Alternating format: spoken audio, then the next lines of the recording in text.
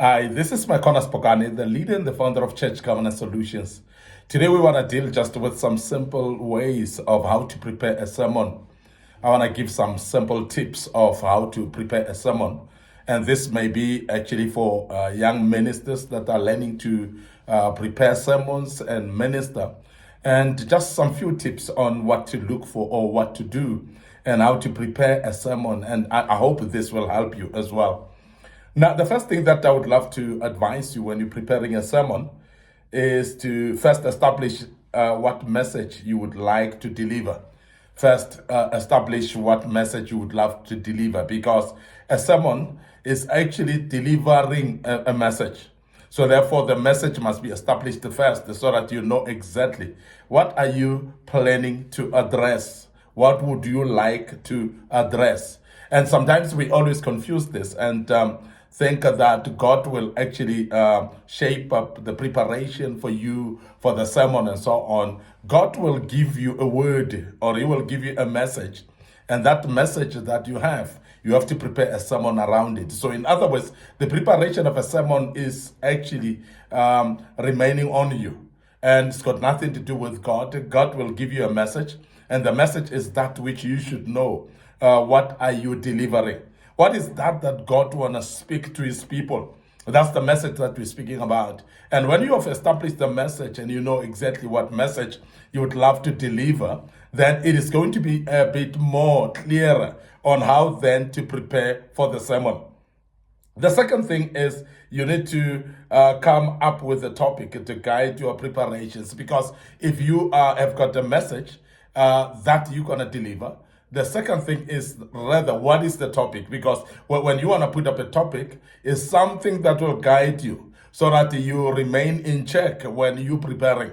And also the topic will actually lead you also to a scripture that you can actually use to share. Because when you are preparing a sermon, the scripture would therefore be very appropriate that you look at the scripture that will be related to the message that you want to deliver.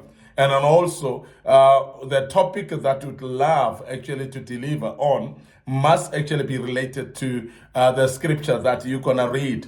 Because if you read a scripture that is inappropriate to the topic and the message, then it is bringing confusion to the listeners that you're going to deliver the message to the listeners that you're going to deliver the sermon to. So the preparation, therefore, also will be confused from the word go. When you have got a message, you've got a different scripture that is not related to the message. When you have got a topic that is not related to the message either, it is going to confuse you along the way. You're going to find yourself off the rails and not being able to stick to the direction of what you're preparing. And this is very important that we align on this one.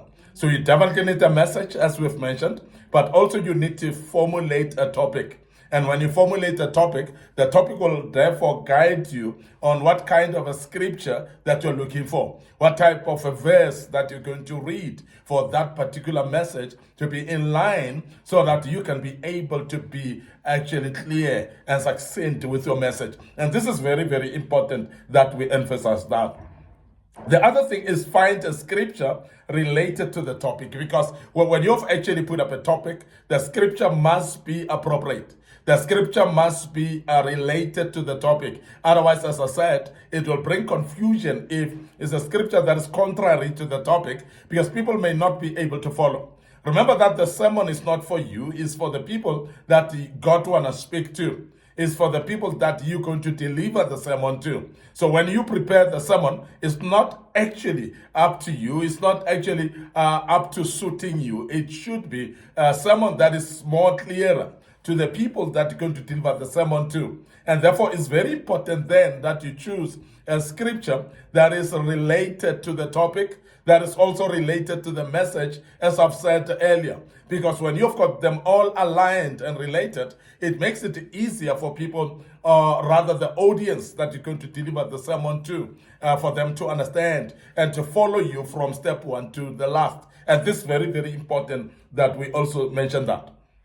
The other thing is you need to read the whole background of the scripture to get the context correctly, because sometimes we pick up a scripture which is just a verse, but we don't connect it with the context of what that verse means, the reality of the meaning of that verse, and you find that you are out of context as much as using the scripture, but the scripture might not be totally in line with the topic, not totally in line with the message, because it is actually out of context. So in other words, we should actually know what was happening there and who spoke those words in that verse and what was happening and to who was he or she speaking to. Because when you start to align that, you're speaking to the concept of context, because context is very important in every scripture that you read.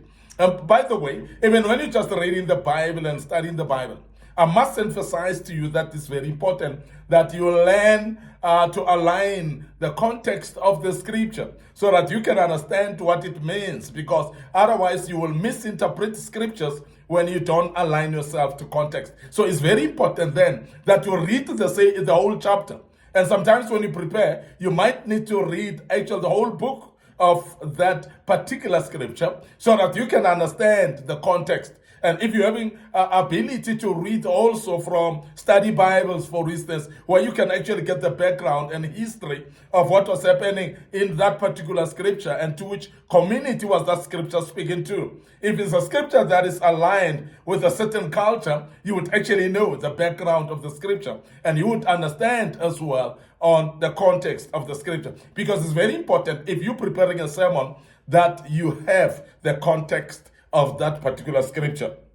Now, it is also very important that you find some other supporting scriptures, because sometimes when you stick to one scripture, you cannot formulate a doctrine, by the way, with only one verse. And we want to emphasize that if you're preparing a preaching or a sermon, you should actually look at related scriptures. And this is very important because when you get related scriptures, you're going to stick to the context, as we have said earlier. And you are going to be able actually to outline that scripture much more better and make it more clearer to the audience so that they can understand exactly what you're speaking about. And that we want to emphasize that you do need to look at the related scriptures. Many times we pick up a verse, we run with it. We pick up a verse, we try to interpret it, and it becomes very difficult to do so. But when you go to related verses, and for instance, there are those verses that are written in different books, of course, like when you read the book of Mark, there are scriptures that you'll find in the book of Luke as well. You might find in the book of Matthew as well. So if it is a scripture that is found in all those, to get the proper context and the clarity of that scripture, it's always better to read the related scriptures. Even if it is the same scripture but written by a different author, is very important as well. But there are also related scriptures that may not be speaking directly about the topic, but that relates to that topic, that relates to the message as well. So therefore, it's very important for you to search the Bible and read and understand the context by getting related scriptures as well. And that's very key for you to do so.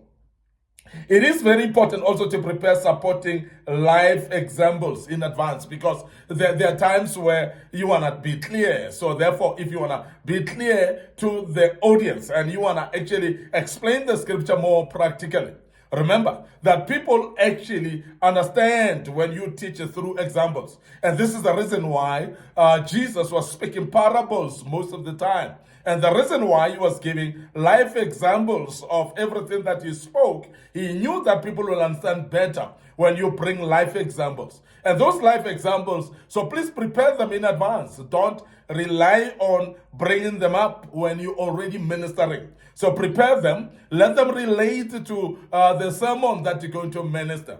And always fit them at the right place as well in advance, so that you can know when to give that life example so that it becomes appropriate to what you're speaking about. So life examples are very important, because many people understand actually any teaching or any sermon through the life examples, because that becomes more appropriate to their own lives, and they understand that even when things happen to their lives, they always relate to that scripture or that sermon to their life examples. And this is very important, Because also the good thing about life examples is because they might actually be addressing somebody's issue who's seated in your audience, somebody who's actually going through the same example that you're giving, and they are actually being helped much more better because they've got appropriate example that speaks directly to their lives, and that becomes more easier for them to associate with that and learn a bit more because they find the example to be more relating to them as well. And that's very key, that you prepare the life examples